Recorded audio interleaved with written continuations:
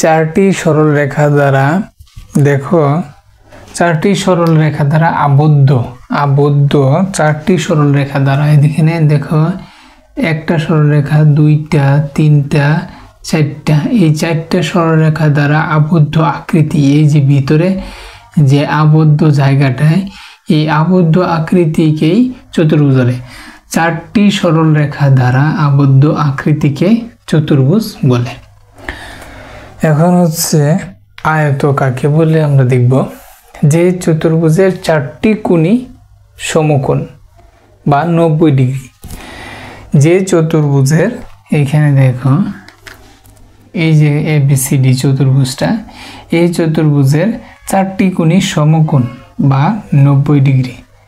90 degree সমকোণকে এই যে এরকম সোজা চিহ্ন দ্বারা, এটা হচ্ছে 90 ডিগ্রির চিহ্ন।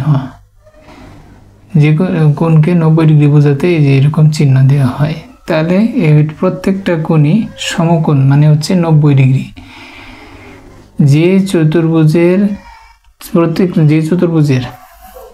প্রত্যেকটা কোণই বা চারটি কোণই 90 ডিগ্রি বা সমকোণ তাকে আয়ত বলে। আয়তের বিপরীত বাহুগুলোর দৈর্ঘ্য সমান। দেখো এই AB বাহুর বিপরীত বাহু CD, এই বাহুর আর এই বাহুর দৈর্ঘ্য সমান হবে এবং BC এবং AD এর বাহুর দৈর্ঘ্য কি হবে? সমান হবে। কমপক্ষে বিপরীত বাহুগুলোর দৈর্ঘ্য সমান হবে আয়তের। এখানে দেখো AB বিপরীত বাহু CD এরা সমান এবং BCর বিপরীত বাহু AD এদের দৈর্ঘ্য সমান এবং প্রত্যেকটা কোণই আয়তের প্রত্যেকটা কোণই A কোণ, B কোণ, C কোণ, D কোণ 90 ডিগ্রি বা সমকোণ।